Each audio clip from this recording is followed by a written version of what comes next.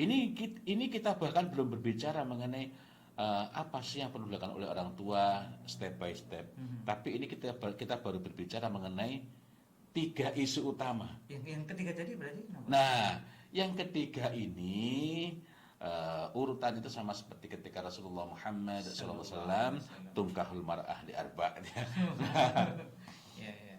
Yang ketiga ini justru yang mengatasi 2 hal tadi. Artinya yang ketiga ini adalah yang terpenting di antara 3. Apa itu?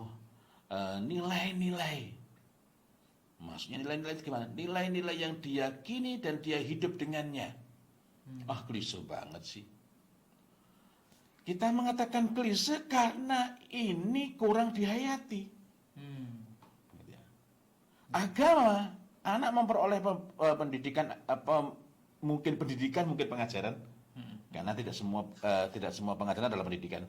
Anak memperoleh pengajaran agama, imma itu di sekolah atau di pondok atau di lembaga apapun, karena sekarang pondok itu juga banyak macamnya. Tapi ketika hanya menjadi pengetahuan, maka agama itu tidak menjadi nilai-nilai yang diyakini. Nah, Kalau nilai yang diyakini berarti dia yakin dalam hati dan mengikatkan diri dengannya. mengikatkan diri dengannya. Kalau pakai bahasa di psikologi di sini, values to believe and live by. Dia menjalaninya sebagai bagian dari kesehariannya gitu. Menjalani dan dia ingin sesuai dengan nilai diyakini itu. Oke. Mungkin kita nggak bisa menjalani dengan penuh, atau mungkin kita masih jauh dari nilai yang kita yakini. Tapi kita itu menginginkan agar kita bisa hidup sesuai dengan nilai-nilai itu. Artinya dalam hal ini betul-betul menjadi nilai yang diyakini, bukan menjadi pengetahuan tentang nilai-nilai. Pengetahuan tentang nilai-nilai itu gimana? Anak ditanya mencuri, kemudian menjambret. Kok mencuri menjambret? Karena saya teringat dengan tadi yang student crime di Amerika itu, anak-anak SD atau anak-anak SMP itu sudah melakukan kejahatan-kejahatan serius gitu ya. Tahun tahun 2020 misalnya itu nanti ada juga yang sampai pelecehan macam-macam itu ya. Yang menyampaikan itu kok jadi agak nggak tega gitu ya, nggak tega. Termasuk nanti kalau yang ringan-ringan itu kan vandalisme, kemudian bukan ringan ya, pencurian itu, pencurian itu lebih banyak. ringan daripada yang berat tadi ya. Iya. Meskipun juga berat sebenarnya kan. Betul. Misalnya pada rentang tahun ajaran 2017-2018, tahun ajaran itu, setahun ajaran itu di sekolah-sekolah publik Amerika itu diperkirakan terjadi 932.300 kejahatan, peristiwa kejahatan Yang dilakukan oleh pelajar. ya, insiden kejahatan, dan 476.100 peristiwa non-violent, non-kejahatan. Ya karena kecerobohan atau yang lain-lain, tapi dikategorikan non-violent. Ini menurut laporan dari National Center of Education Statistics tahun 2019. Belum lagi nanti kejahatan seksual, perampokan.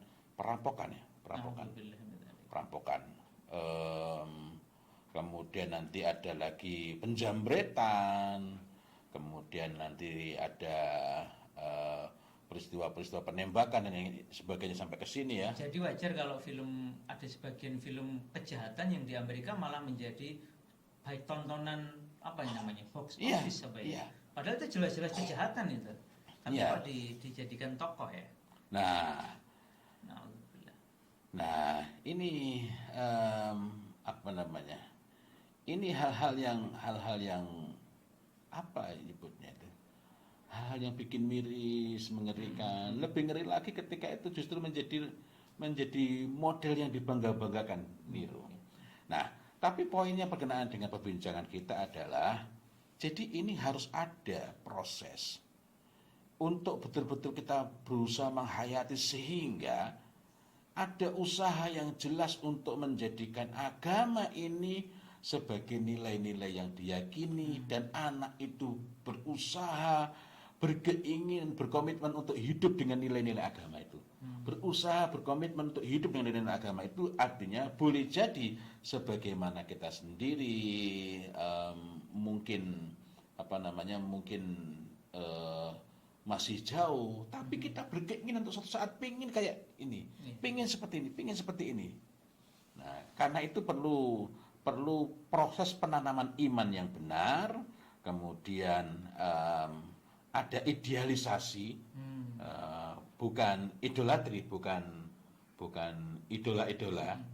Kita menampilkan sosok Ibnu Abbas radhiyallahu anhuma, Ibnu Umar radhiyallahu anhuma, Ali bin Abi Thalib radhiyallahu an, dan masih sangat banyak lagi lainnya.